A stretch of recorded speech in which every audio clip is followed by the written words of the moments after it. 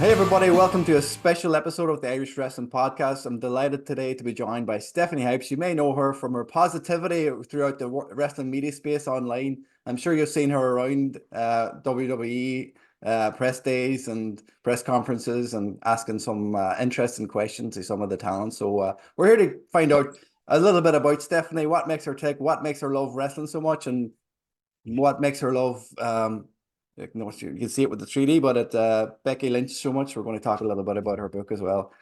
Stephanie, how are you? How are things? I am awesome. I'm so glad to be doing this. Obviously the time difference is crazy between you and I, so I'm glad we were able to work it It, out. it took a bit of Uh, getting going, but we finally got there. yes, no, absolutely. So I'm glad to be here. I'm glad you invited me. I'm so excited. And Absolutely, I'm absolutely. obviously I know you don't have an accent to you, but you have an accent to me, and I absolutely love it. So I have an accent everywhere I go. First of all, find a bit about you. You know, you're working in the wrestling media space. You work for Body Slam and a few other places. But how did you get into wrestling? Did you grow up watching wrestling? Do you have older brothers or family members who brought you into wrestling? I started watching wrestling when I was 6. It was actually my mom. My Oh, mom really? actually watched wrestling. She loves The Undertaker. Brilliant. Loves The Undertaker. So honestly, it just started because she was watching it. Um, I was kind of like, what's this weird thing she's watching? And I'm like, what is she watching? And this guy, with a very pale face is holding an urn, and like this dark tall dude like has this black hat, and I'm like, what is this? That's literally how it started. I didn't get hooked into it Yeah. until Kane got introduced. Kane was actually one of my favorite wrestlers growing up. And so when Kane was introduced, The Undertaker's brother, I really started getting into it. Then I was like, oh, The he has a drama. brother that he Yeah. burned, and oh my gosh, like I was like, this is crazy. And I was legit like so young. But so it was Kane and tag team wrestling. Tag team wrestling is another thing that hooked me. I'm a huge Legion of Doom fan. Nice. And so once I discovered them, I was in it, man. I was in it for the long haul. I was 6 years old. So if you do the math, I've been watching wrestling on and off for about 30 years. Phenomenal. It's one of those things like you've come in and out of it. Like when you're in your teens, you may have fallen out of it, Oh and yeah. you come back into it. The attitude there seemed to capture the imagination of a lot of people who had left it, and I think this generation is starting to do something like that. Recently people are starting to come back to watching wrestling because it's cool again, like as they're saying. That's true. So for me it was well, we'll talk about her, but for me, I stopped watching in my late teens, 20s. So I actually missed a good chunk of the aggression era. So I was never really keen on like or understood the whole CM Punk thing. Mm, Like I missed his entire WWE run for the most part. Like I heard of him, I'd seen some episodes, but I was in my 20s. I was busy being in my yeah, 20s. yeah, I was out partying and absolutely. having fun and going to college. So I wasn't really watching. So it wasn't really until 2015, women's wrestling is actually what brought me back into it, like fully.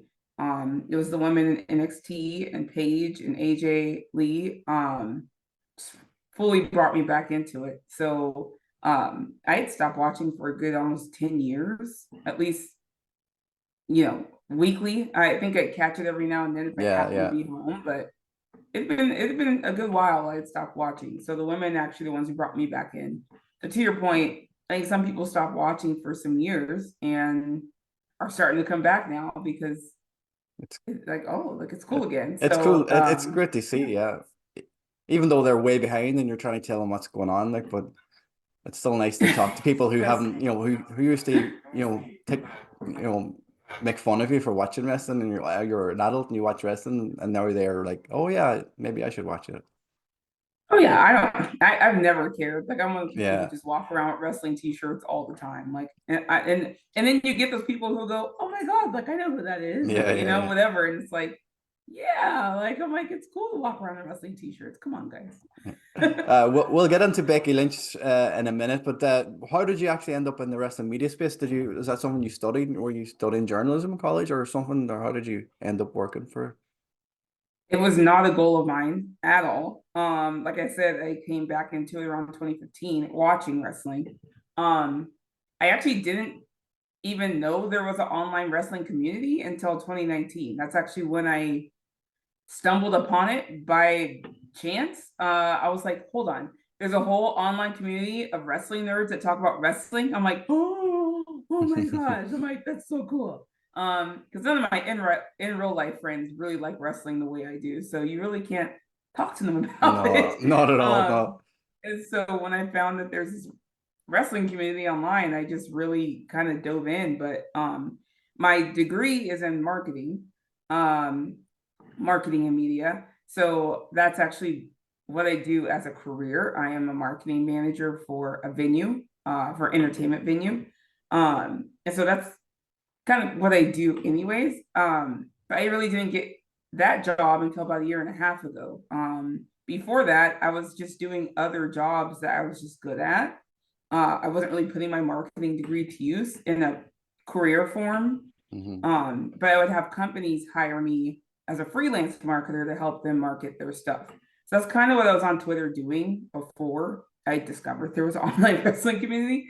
Was just kind of helping market products and stuff like that. So I didn't, again, something happened during the pandemic where I kind of checked myself and I was like, I had been at the company I was with for 10 years and I was like, this isn't really what I'm going to do with the rest of my life. Yeah, Like, yeah. and I knew that. And so around the pandemic, for whatever reason, I reassessed my life a little bit. And I was like, you should be doing marketing is what you love, marketing and media. And so I found the job that I am at now, my employer. Best job I've ever had ever. It's so much fun. But in that, kind of parallel to that, I had people reaching out on in the wrestling community saying, "Hey, do you want to try and do a podcast?" Like I never in my life thought ever I would do a podcast. I'm like, what? People want to hear me talk for what? But I tried it, after some convincing, through some great friends of mine who were like, you never know until you try it. And so I do some podcasting. I also do, some content creation, stuff like that. And somehow, I was reached out to do some media stuff for wrestling, and I'm like, what? like, I'm like, you're saying that I can cover this thing that I love at pay-per-view events? And it does cost money. Like you do have to invest in yourself. Yeah. You have to pay for your travel and all the stuff to get there. And um it takes work. And I'm still new to it. My first wrestling media event that I covered was Wrestlemania 39. So and I was kind of shadowing somebody. I got my own name got me approved, but I was still shadowing somebody because I had no clue what to do. I had no clue what I was doing. Um, and luckily there are people in wrestling media who they all embraced me for the most part, and a good chunk of them, I should say, not all of them. Hmm. Um, and they were very gracious with their time, and I would just watch people and watch how people did things, and I'm still learning. I felt way more confident this WrestleMania going in to it, but I'm still learning different tricks and things I could do better or be more efficient at this or whatever it might be. So I always tell people, I'm like, if it's something you want to do, like just gotta grind for it, man. And Hmm. sometimes it's people will just notice you. That's kind of what happened with me. I didn't ask. They just it came across Was the that they podcast that you initially started, or was that through Body Slam, or was that through another wrestling site, or was it just some random wrestling fan just said it to you? I was doing so I've had two or three. So True Hill Heat has been the Hmm. longest group that I've been with as far as podcasting goes. But Steve Fall with Yeah. Wrestling News Co was actually the one who was a big mentor for me in that, and kind of just cheerleaded me on and said like, hey, like you never know unless you try it type thing. And so I was doing podcasts with Steve on and off for his channel, for Wrestling News Co. And that's kind of where it started. I was shadowing him at Wrestlemania 39. And so, I was like, I got approved for this media thing, but I told him, I was like, I don't know what I'm doing. I have no clue what I'm doing. And so I was like, are you okay if I just shadow you? Because I'm like, I don't know exactly where I fit in the space. Did you get the Because ask? media isn't just one thing anymore. Yeah. It's several things. It's several different types of people. There's journalists, there's writers, there's people that report news, there's content creators, there's digital marketers. It's a bunch of different things now. It's not just one thing. And so you have to learn where you fit into that space. What one person does isn't necessarily what you should. I'm good at engagement and building relationships. So for me, I know that content on social media is probably the best thing that I can do, right? To cover whatever event. My goal, what I figured out was that there are a lot of people who sometimes cannot afford to go to WrestleMania, or any other pay-per-view event. I was one of them at one point. And so for me, it was almost like I wanted to know what the experience was like, what the things you could do, the behind the scenes, the whatever it might be. So for me, when I do my content now, it's based off of showing people the experience. So I basically take people through my days of, this is what WWE World looks like. This is what, the stage looks like. This is what the meet and greets are like. So that way, if they are planning on going, they can kind of start seeing what they can and can't do and what that looks like, how to plan out their days, because outside of WWE, there's a lot of indie wrestling going on. There's a lot of indie wrestling. There's a lot of indie wrestling events. You have WrestleCon. And I did all these different things during WrestleMania weekend this week. And I did it on purpose. Number one, because I'm a fan and I wanted to. But also, you have to be realistic. I had one day where I was supposed to also go to New Japan and somehow do all the stuff at WWE World and do interviews that same day and then go to Wrestlemania. And when you get there, you're like, holy crap, like you can't do everything. So you really do have to, just because of time, you really have to pick and choose what you really want to do. And it is a very busy weekend. It's very tiring. We were there there as well. You were there? Yeah. We were there in Philadelphia. We had tickets for Wrestlemania, and by the time that evening came along, we had so much on that we actually missed it. We ended up missing it. Yeah. I mean, that's exactly what happens. Yeah. Like I had tickets for New Japan. I had every intention on going, but that was actually when I was doing the coverage, media-wise, for The Rock to come out at WWE World. He was 2 hours 2 hours late. Yeah. And I was like, either I go and leave and miss this and not get that coverage and go to New Japan, or I stay and stick it out. And I end up staying and sticking it out because, let's be honest, we don't know how many more times we're gonna get to see The Rock in this aspect. And so I decided to stick it out and do that coverage. But by the time we were done, it was time to go to Wrestlemania. So I didn't even have time to change or anything, which I had full intention of doing, is going back to the hotel and changing. But I could not. So I just went straight to Wrestlemania with my WWE World bag and like all this stuff. And that's just how it is. Like, and it's kind of the fun of it. What was I always tell people I'm a fan first. And so everything you'll get from me is from a fan's perspective, not a media perspective per se.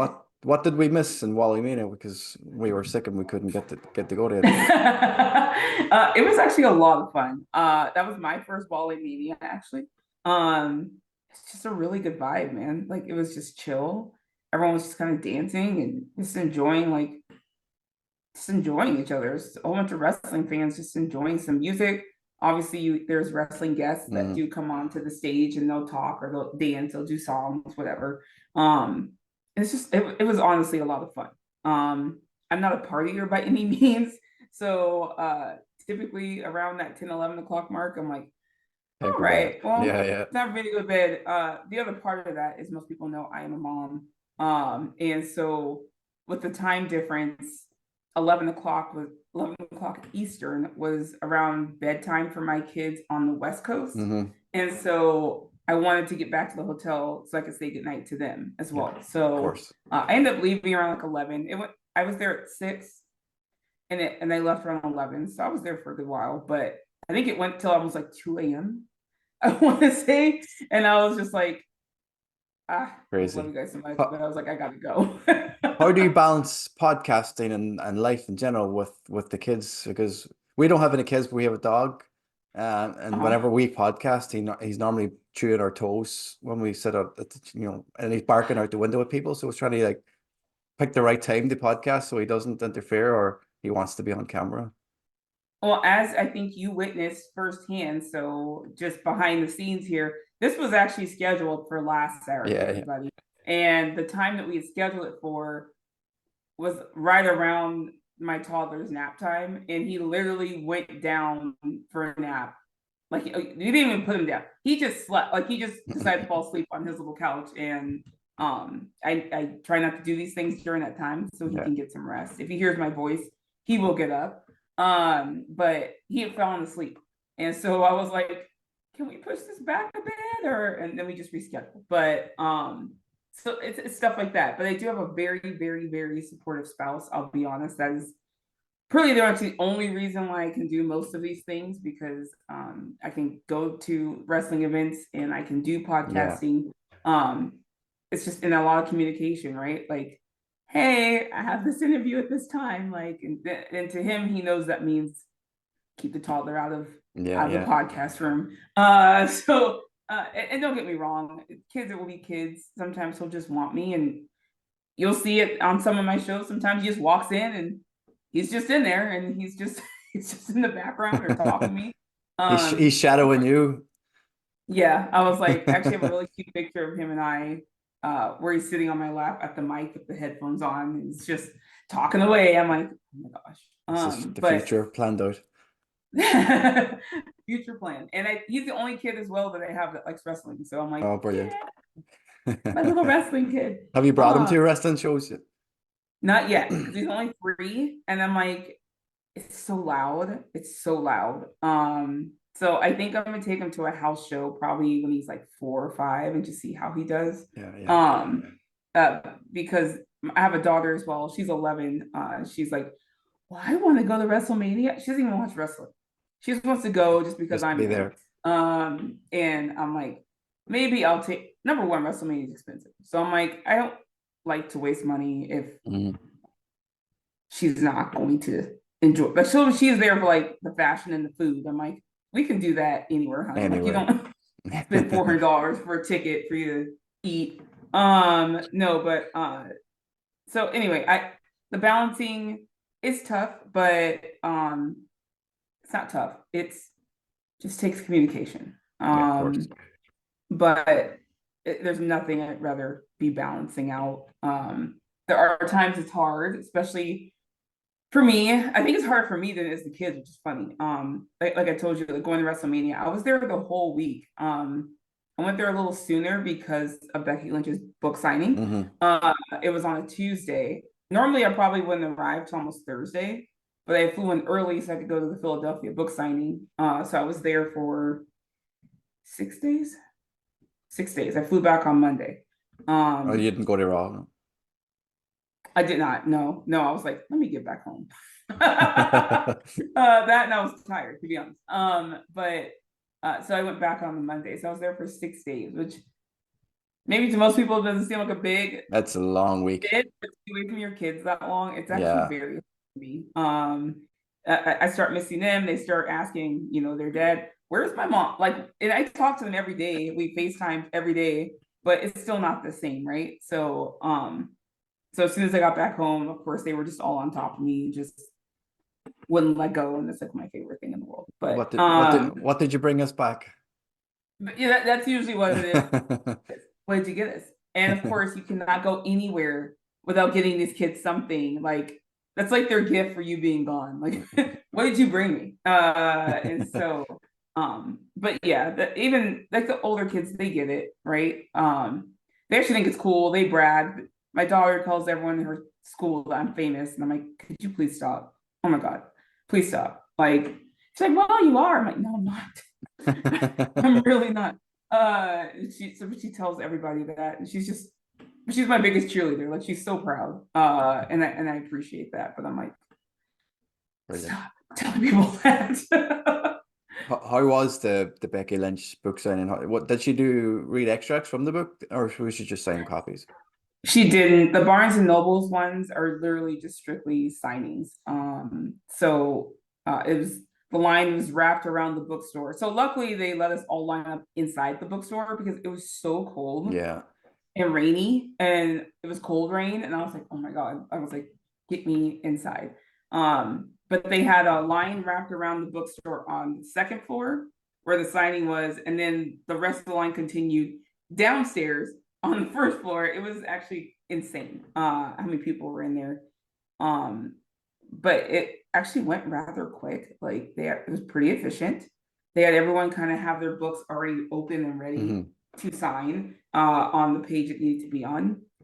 So yeah, no, it was really good though. It was great. Had I'm you always read happy to see had people you read show the up. book before that, or did you just get Oh it? yeah. Yeah. Oh yeah. Yeah. No, I have like 3 copies of this thing. Oh, really? I actually had 4 at the end of Wrestlemania weekend, and I ended up giving one to a photographer friend of mine because he hadn't had one yet. So I was like, yeah, I was like, here you go. Merry Christmas. And so I gave him one of them, but I literally have 3 copies of this book. Are you are And it's you are you a super fan of Becky Lynch, or are you just really supportive of what she does? I think people like to call me a super fan. I am very supportive of what she does. I've been a fan of hers, well, since 2015. Uh, I've been following her since 2015. It was the Unstoppable match with Sasha Banks. In that match, she just caught my eye, man. Like I had watched the segments before that, in NXT, but something about that match, I was like, God, I'm like, this girl's good. I'm like, she's really good. Like there was something about her aura that just stuck for me. And I loved her energy. And her crying at the end of that match. I was literally in my living room, like giving her a standing ovation in my living room, clapping. And I'm like, why am I clapping at the TV? Like it was just so funny. Like I was like, and I just remember that. I just remember so vividly just doing that and like saying, she's gonna be a star. Like I was like, she really has it. Like, I'm like, she's gonna be a star. And from that match. And so I just kind of followed her since then. Rough couple years, man. If you're a Becky Lynch fan, rough couple years on main roster for a while there. But I still went to all the live events she was at, obviously, and cheered her on and all that stuff. But when she finally, after she did the Marine, and came back with this whole different aura, I was like, Yeah.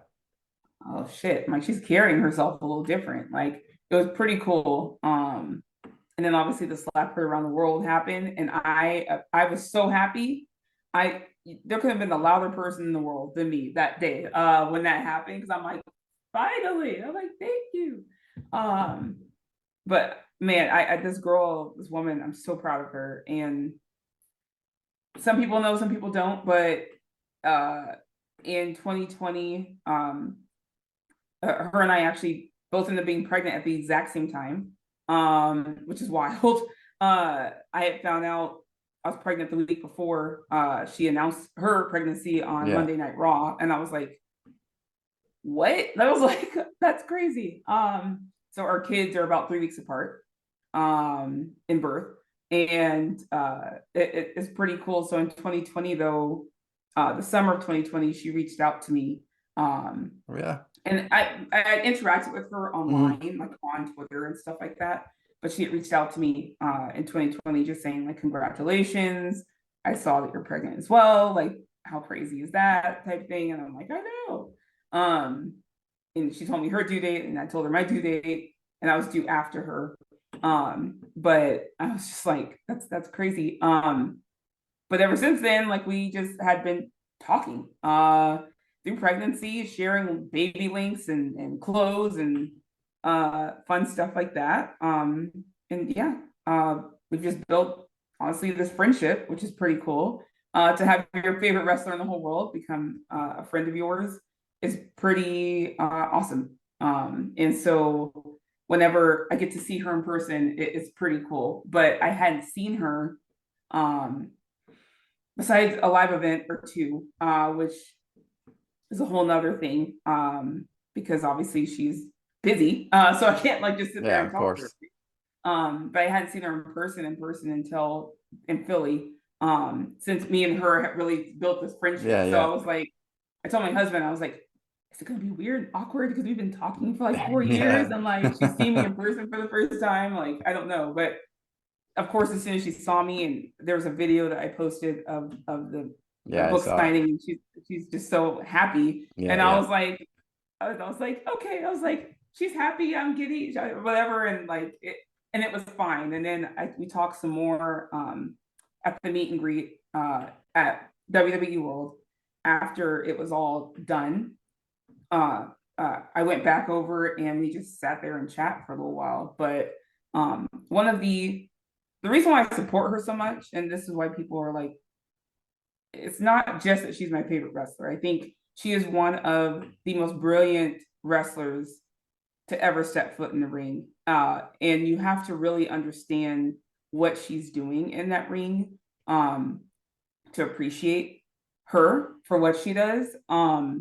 I used to actually on Twitter, I used to actually break down her matches and say like, watch this, look at this, like look what she's doing here. She's making this call. She like whatever it is, because it's such an art to me. And I think she is so masterful at it, and people just don't appreciate it, and it drives me nuts. And that's probably where the super fan part comes in because I'm like, what are you talking about? Like, you don't understand. Like, are you not watching the same thing I am? But it's one of those things like when you have a favorite, you know what to Yeah, look yeah. for. Not everyone watches that same type of stuff, but plenty of legends and other wrestlers have obviously said the same thing about her. So obviously she has trolls or whatever who, because she doesn't do flashy flips and Yeah. shit. Well, Apparently that's not there's a reason she was in the main event, like there's of WrestleMania, like it was, correct. she had something about her, and that's why they put her in there. It wasn't just because Ronda and Charlotte were going to be there. She had Oh, something. They changed everything for her. absolutely, absolutely. She's an incredible talent, but that aside, she is one of the most amazing human beings I have ever met. Like, I mean, down to earth, humble, goofy, weird, amazing, funny. She's one of the funniest people in the world. And real, honestly. She's just so real. And I just she's so easy to support because of that. She does so much for other people that people just don't see or know about. Um, whether it's giving to charity, whether it's just supporting people, where it's constantly checking in on her people. Like it's just, she cares so much about people. And because she doesn't do it in the public eye, people Hmm. just maybe don't think that she does. But she's a very private person, and she's one of those people that she does things behind the scenes, and that's how she likes it. And that's perfectly fine. Some people don't get that. Um, but again, more people have come out, and wrestlers and her peers have come out and said this, she checked on me. She was the first person to call me. She was the first person to check on me. She sent me flowers. She did this. She did that. Like, and they talk about it all the time. And I'm like, she's just one of the nicest people. Yeah. And after reading her book, it's funny because she's always been very transparent with us, right?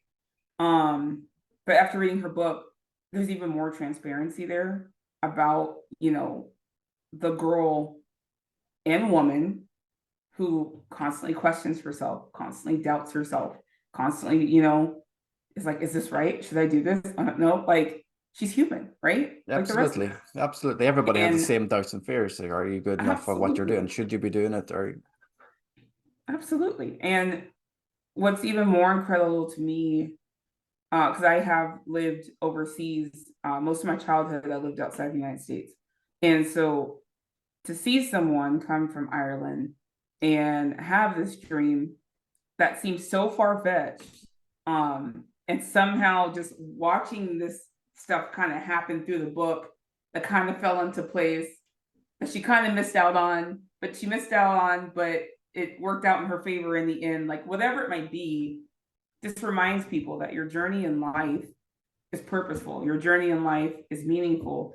You know, the decisions that you're making will eventually get you somewhere that you want to be.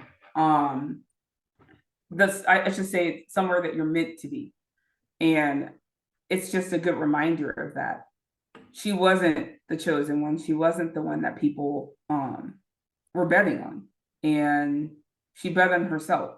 I couldn't even imagine how scary it is to just up and leave everything you know and love and just go to a foreign country that you've never been to and just say, I'm gonna try this, right? Like that has to be nerve-wracking. Like I don't know how she did that. Well, she did it how a anyone few does times, that. didn't she? She went to Canada and she went to Japan, like in completely different environments and not knowing anything, and trying to Anything, make a maybe difference. knowing one or two people Mm. max. When she talks about going to New York and having, I think she said $36 in her account Mm. or whatever it was, I'm just like, oh my God, like, oh, like how? Like that's nerve-wracking. But she did it. She did it because she had a passion for something and she believed in herself. And it's just like, what better message or story people should be reading? Because to me, the book isn't a wrestling book. The book to me is a human book. It is. It's a life book for anybody who's ever had any sort of dream or a goal in life, which I think is pretty much everybody. So it really appeals to a lot of people. Maybe your goal isn't wrestling like hers was, but it still applied to so many people in life. And so I just think everyone should read this book. It's incredible. If you don't read the book, I listened when we were in Philadelphia. We were in the gyms in the morning before we went out, and the audiobook, I listened to it on the airport on the way over. I was listening to it on the plane, and I listened to it in the gym when I was there. The audiobook is fantastic because it's wonderful. She's the emotions in the book. It's her telling the emotions. Like when you read a book, you're reading it with your own voice With in your your own own head. thoughts, yeah. So when you hear her talking about it and hear her, going through these moments, reliving everything over again, her emotions are coming back. And when she was telling Vince about being pregnant, or telling her dad, or when she was talking about her dad and everything that happened, Oh that my God, that chapter is still one of how the I hardest don't know ones for how me she to got get through. through recording that moment, like when she talked about it, because it was so Oh my heartbreaking. God, you can hear her voice cracking like halfway throughout the whole thing. But it's like, and I did tell people that I'm like, get the book. But I was like, if you can get the book and read and listen to the audio recording while you're reading it, number one, the fact that she did her own audio recording with her schedule is insane. But I'm not surprised. But it just adds so much more life to the words because you're reading them how she means them to be read. To your point, when you read a book, you interpret things typically how you're reading them, right? You're like, oh, she must have been really mad here, right? But if you hear her reading it, you can actually hear her tone and how she felt and whatever it might be. Even more so, which I found more entertaining, was she has little voices for different people in the book. And it's just real, like the Vince McMahon voice was absolutely hilarious to me. The only person that really didn't have a voice in the book was Seth Rollins, which is kind of funny because that's her husband. But he's like the only one she doesn't give a voice to when he's talking. It's weird when I know, like for us, like, but she's calling him by his actual name in the book, like, so Colby, you're like Colby. It's like at the first time she mentions it, like, who's Colby, and you have to read, oh, wait a minute, that's Seth. She doesn't call him that at all. Like, who's Colby? Even cuter with that though is like how her and Colby have always kind of had this connection for a very long time, and not in a romantic sense, but just as friends, or he's always kind of just been rooting for her or just been there for her throughout this whole time, even when she got engaged and didn't want to be engaged, which is absolutely hilarious. Crazy. So mad. It was the fact that he was like, what are you doing? I was just like, that's great. And everyone else was kind of like, oh, as long as you're happy. And Seth's just like, what are you doing? Like, why? But I guess people have to, the fact that she's also a New York Times bestseller should tell you everything you need to know. This book is a great book. She put a lot of heart and soul into it. She did not ask me for help in marketing it or anything else. I took it upon myself to do that, because I thought it was worth it is worth the attention. Yeah. Everyone should have this book. And I'm very proud of her. I'm proud of her for a lot of things, but yeah, no, please go buy her book. It's incredible. How was your WrestleMania experience overall, like working in the media side of things? I know you mentioned online there was some pushback from some certain members of the media, but overall, like, besides the, inside the press boxes for the events, like going around interviewing people, like from 31 where you were a shadow and Steve to doing it on your own and, the biggest WrestleMania of all time. And Yes. how's your your method when you sit down to interview people? Do you have, 20 questions planned out in your head, or you just let it flow whenever they answer the first one? So I'm very much a watcher and listener in the sense of I like to see how other people do things, and then I'm like, okay, they have to figure what's good for me, right? There are people in the press room that have to have questions. Like they're like, I have to have questions ready to go, or else this isn't going to be a good interview. Yeah. And then they practice those questions and blah blah blah, um, and I was like, okay, cool. But I'm not one of those people that can really read from something and then like I'm very much, I think I told you, I'm very much a relationship builder. I'm very much a people person in the sense of I just like to have a conversation. That is my method. I talk to them like I would talk to my friends. I talk to them like I would talk to my peers. Um, you know, and that's basically what it is for me. Like I'm just like how's it going? Like how are you doing? Like like biggest match of your career. Like, what do you like? How are you feeling? Like, and it's just one of those things where I'm like, they just want to, and I think for the most part, they just want to be talked to like they're normal people. So it's like they just want to have a conversation. Like, I don't want to be like, so what is your 3 favorite wrestlers of all time? Like, I don't. That's not me. That's not me. I have to have things come up casually in conversation. I cannot, I might. So what I did was I had some bullet points basically of things I might. Number one, you don't even find out who might be in the press junkets until maybe 3 or 4 days before. So, and even that, they literally put on there talent subject to change, which it did. Actually, for quite a few people that were originally on the list were not there, and other people were. And then you're really scrambling to come up with some questions for people that you weren't expecting to be in there. But, or at least some bullet points as far as what you might want to point out.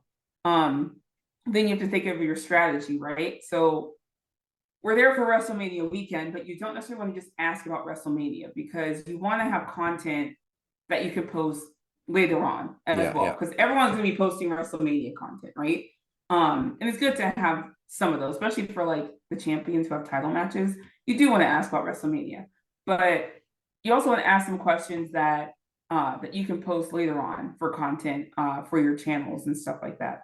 So with me, I did have some bullet points, but wherever the conversation naturally leads, I'd rather go with that instead of, if I'm asking you about your title match and then I'm like, okay, and what's your favorite suit? Like, it doesn't make sense for me to do that.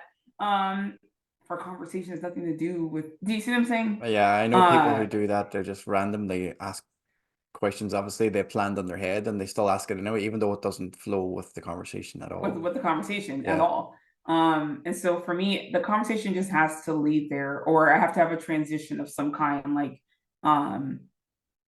or you just say, switching gears, like you have to say something, transition that applies in some way. And so, and that's something I more so learned just being in marketing in general. You still have to have a message, a strategy, and execution. So it's the same thing when you're interviewing. For me, it was just being about confident on being on camera. I actually don't like being on camera, contrary to belief.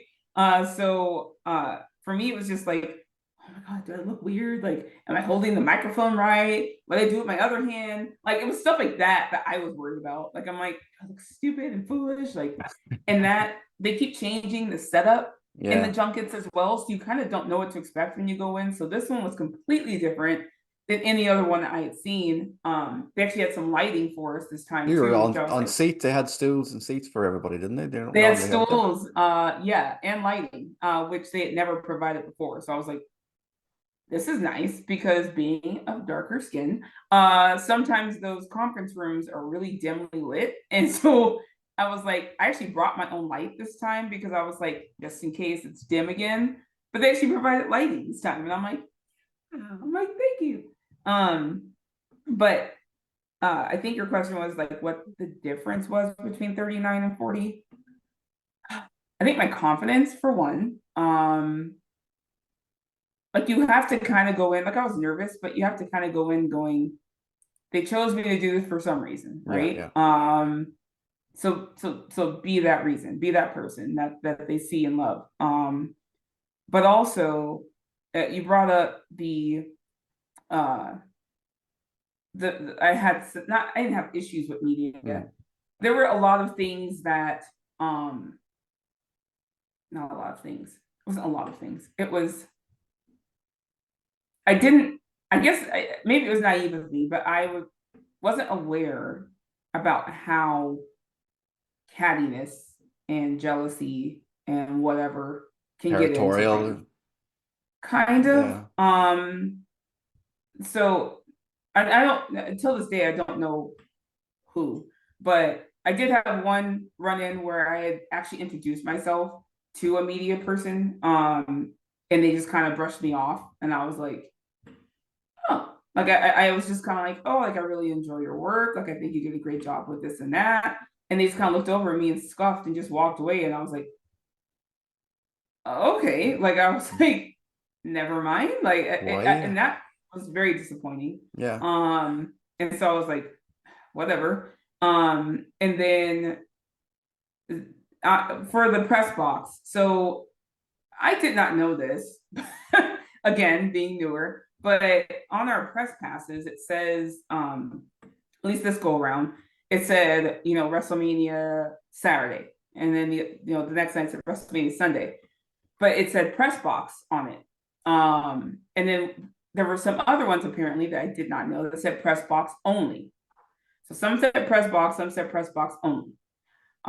Which again, I didn't know what that meant. I just kind of got my pass and sat down. Like I didn't think anything of it. And then people were coming up to me going, oh, did you get into the press conference? And I'm like, what are you talking about? And they're like, your badge, what's it say? And I was like, it says press box. And they're like, oh, okay, you got into the press conference. I'm like, I did.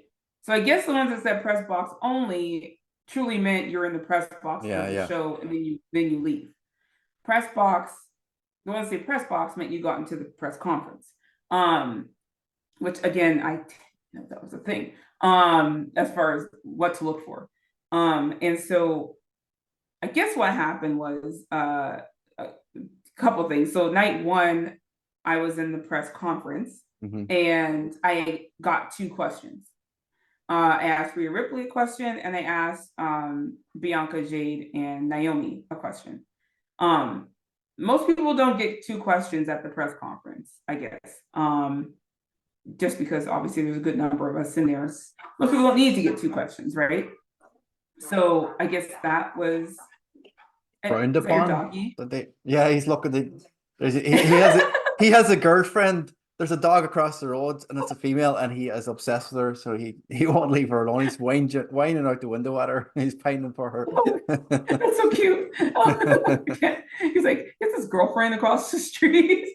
Love it. Every day you can hear him. If we're not in the room, we can hear him. He's sitting at the window, staring out at her, and he just Just whines for staring her. at her. Yeah. Oh, I love it. He's definitely got Barry White or somebody playing on his head every time she walks past or something. Right.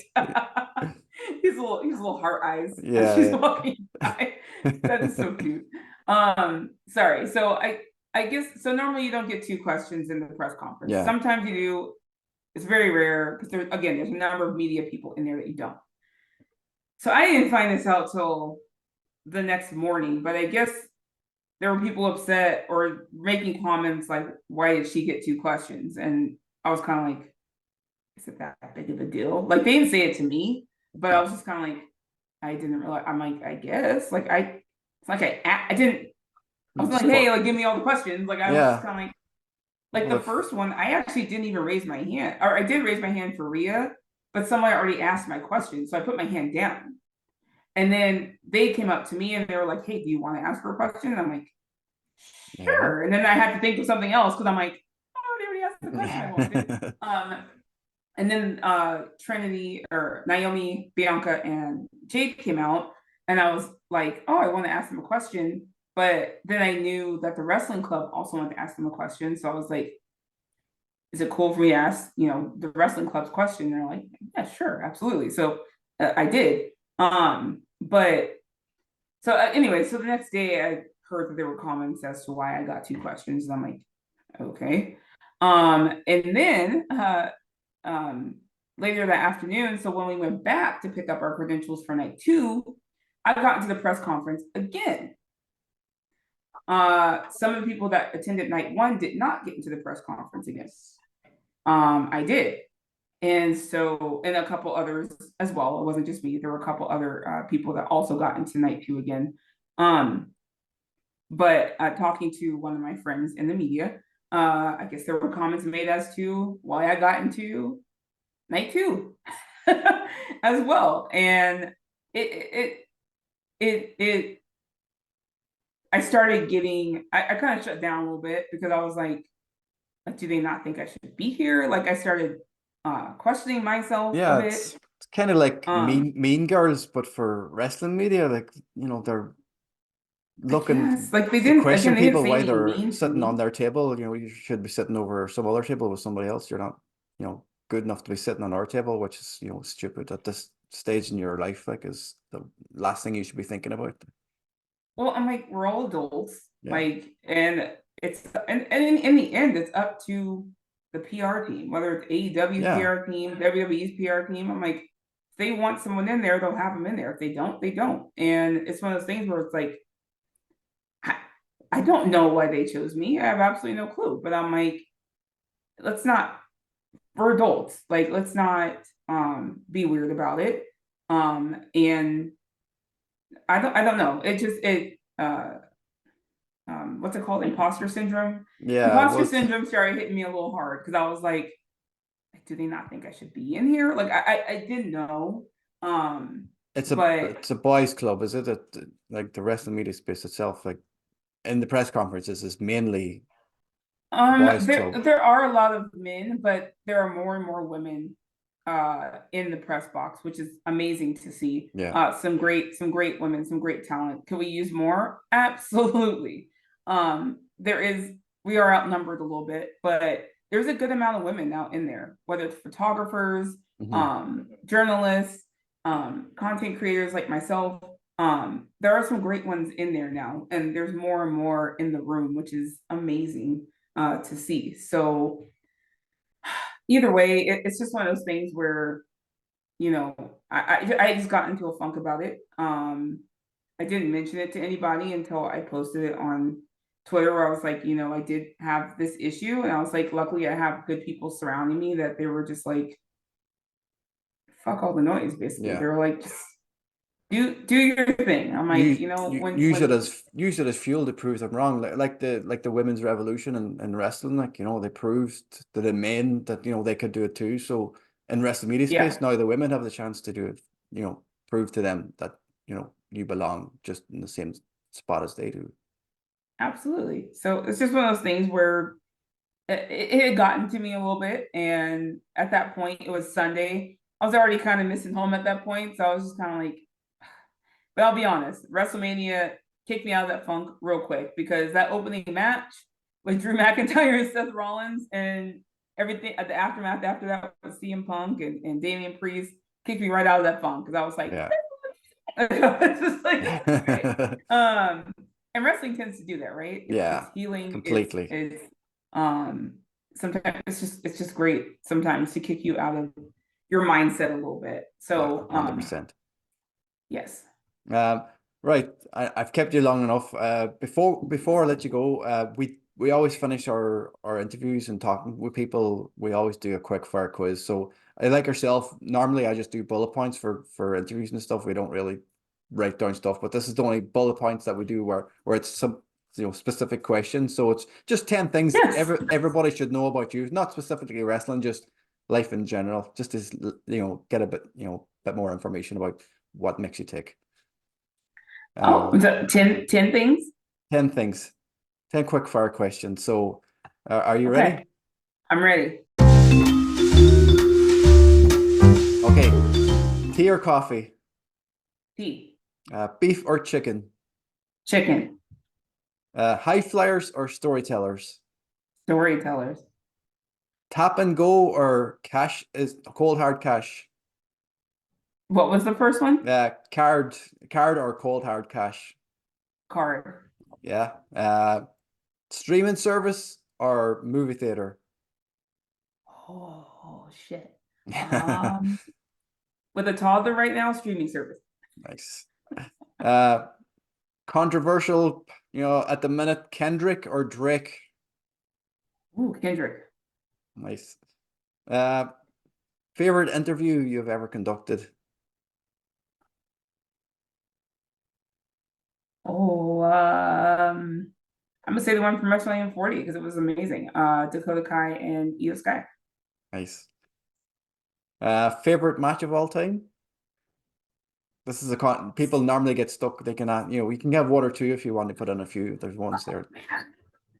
Of all time, just because of the story and the match that was the culmination, I'll say Bianca Belair versus Becky Lynch at WrestleMania 38. Nice. Yeah. Excellent. Do you have a 37. mic? Sorry. Bianca, yeah, it was 38, wasn't it? It was 38. So.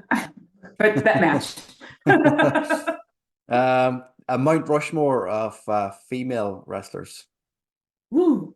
Oh, woo. Oh God. This one's hard for me. Okay, Becky Lynch, obviously. Yeah.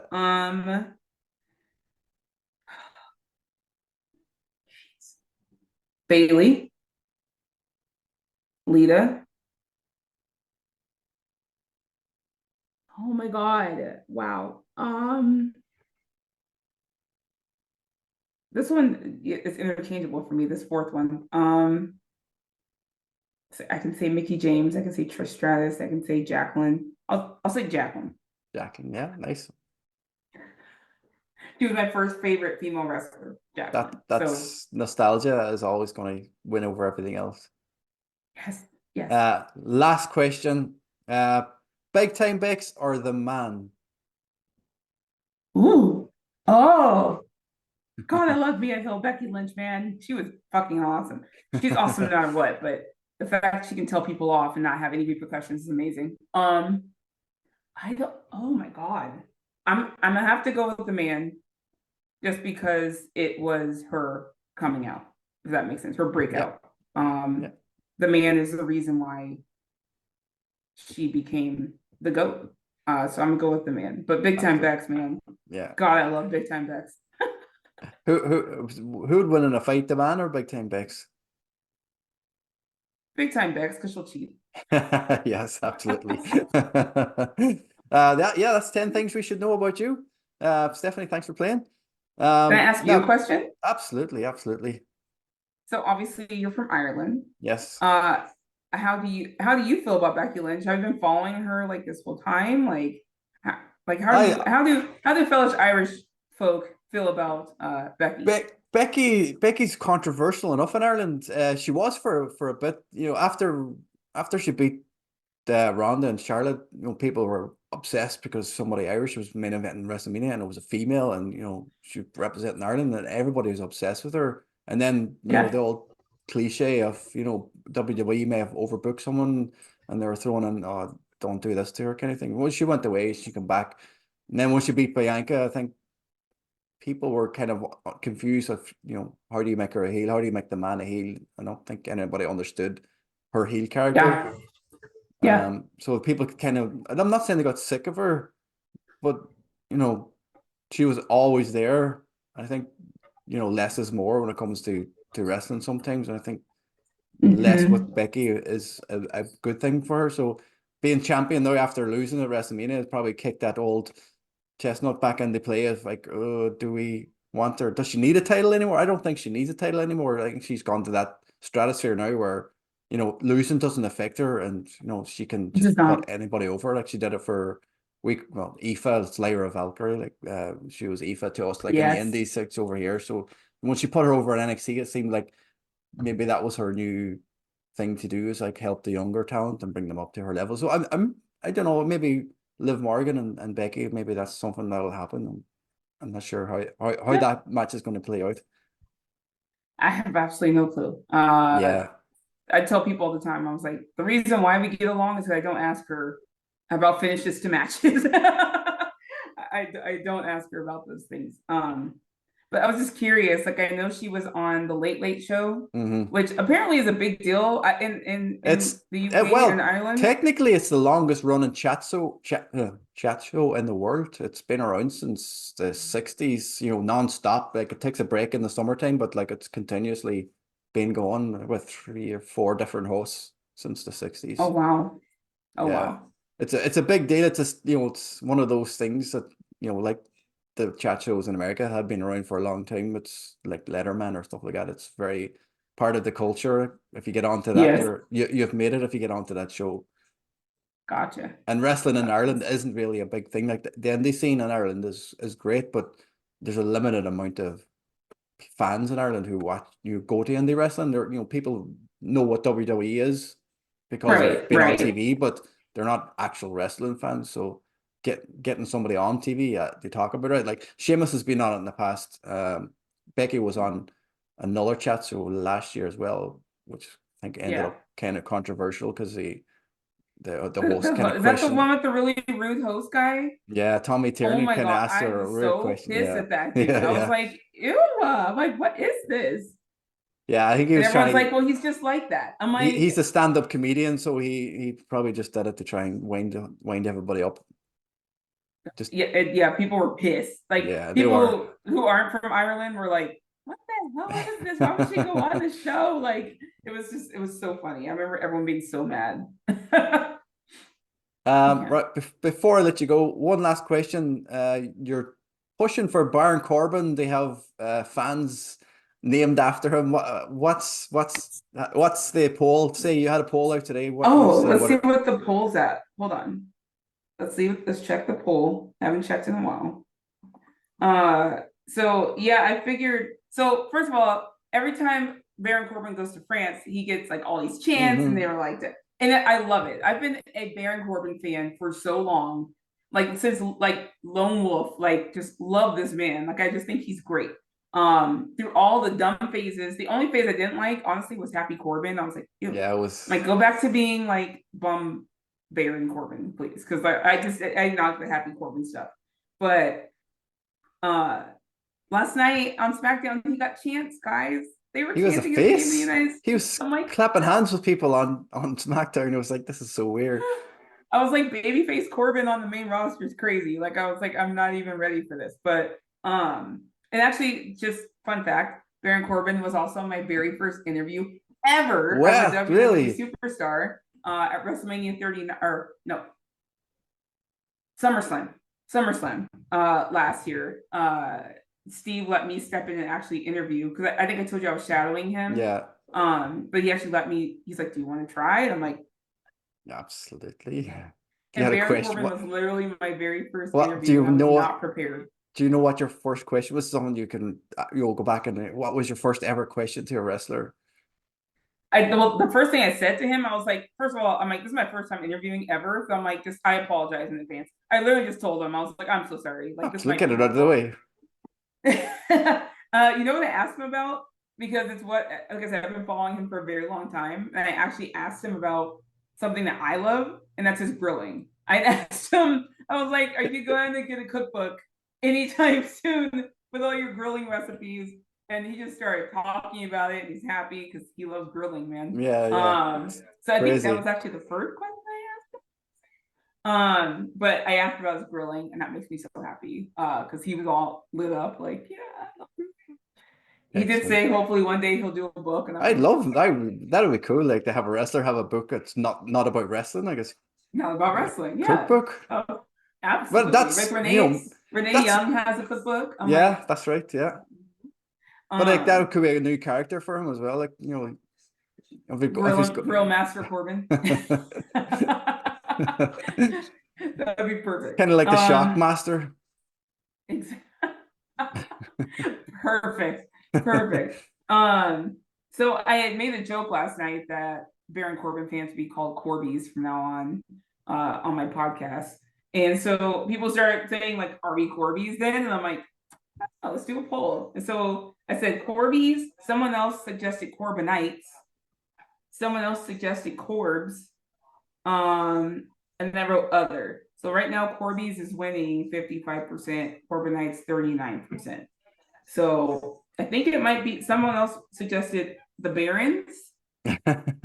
We've also had suggestions of Wolf Club. Wolfies. And one of Baron Corbin's biggest fans, Paige is her name, said she's always called the fandom Baz Nation. And I'm like, okay. So right now Corby's is winning, y'all. Excellent. We love it. Corby's. I think hashtag Corby should be trending. I think so too. I'm gonna go tweet it right now. Let's do it. Absolutely. Been a pleasure having you on, Stephanie. Where can people find you? I know you're very busy with podcasting and everything else to do. Yes. So where are all the sites and where are all the podcasts that people can find you? You can find me on True Hill Heat's channel. I do appearances on different shows there, but my main one is Serving Face in Hills, which is one Sunday a month. You can catch me and my girl Chrissy Love talk about women's wrestling, the stuff that we love. It's all about women's wrestling. It's a Sunday morning. You can bring your coffee and we chat about everything going on in women's wrestling, basically. And we love chatting with the people and giving opinions and talking about it, and it's fun.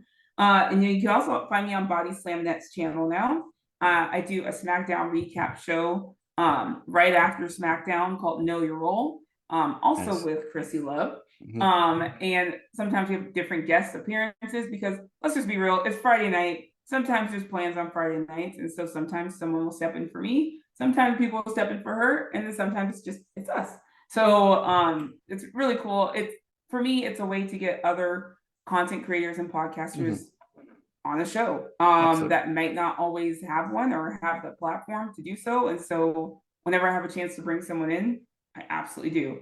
So you can catch us on Body Slam Net's channel. I'm also starting to do interviews now. So I have one lined up for not next week, but the week after.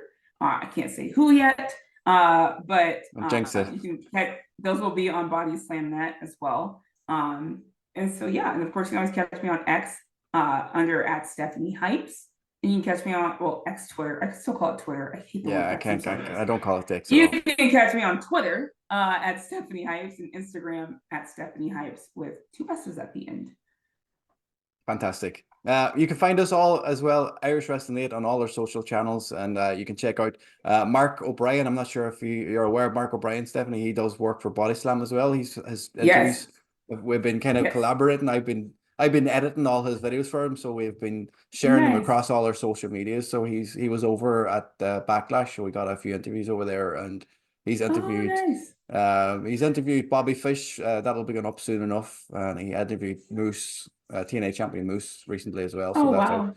So go check those out on Body Slam on the Irish Wrestling 8 channels as well. So as always, lads, like, comment, subscribe. We'll be back next week with our review of OTT's Spankdown. A TV show, or the wrestling show is called Spankdown because Brian Kendrick is going to be an appearance, Spanky himself. So they call the show Spankdown, but we'll be reviewing that show next week, and we'll talk to you then, guys. Thanks for your time.